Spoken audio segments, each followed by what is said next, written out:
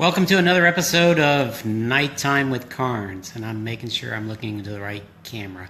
I was going to do this on my computer again tonight, like I did last time, because I liked the way it looked on the computer. However, I forgot to bring my headset home with me, so it would have just been me talking to an empty room with nobody hearing my voice. This is pretty much always me talking to an empty room. What's new with me? I am back from Wisconsin. It was cold in Wisconsin, and then I seem to have brought the cold weather back from Wisconsin to Texas. But that's not going to last long because I think by Wednesday I can take the top off the Jeep, and then I can go a whole week without the top off maybe. And that should be fun because I like going topless. In the Jeep, that is, not in real life. But I am back from Wisconsin. I was busy in Wisconsin the whole time. I kept working. Pretty much the only time work slowed down for me was on Thursday and Friday.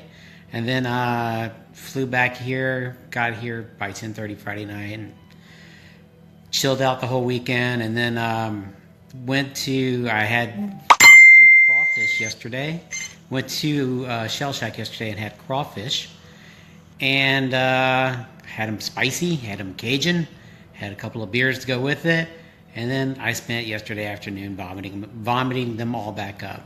So everything I planned to do yesterday, which included paying bills and submitting expense reports, got put on the wayside because I was crawled up into bed most of the day, hoping that I could sleep through all this nausea and stuff. But it's part of what I have to go through. I've been managing it well so far.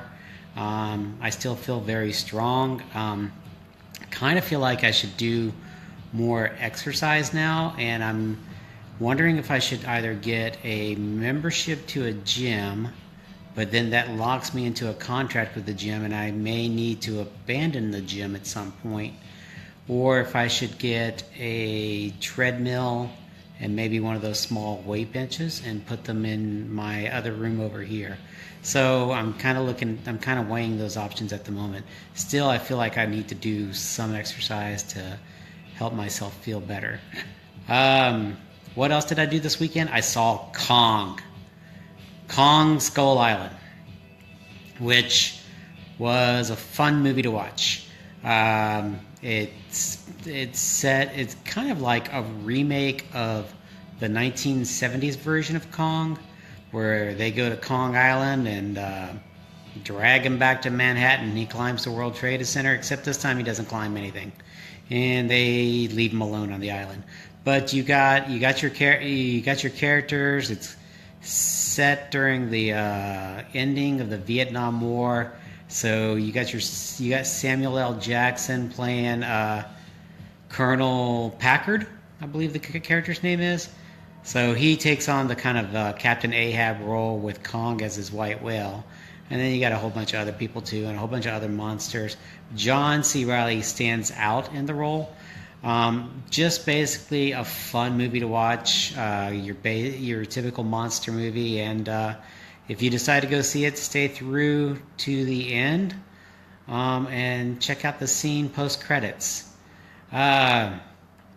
In the news, well, wiretapping has been in the news. A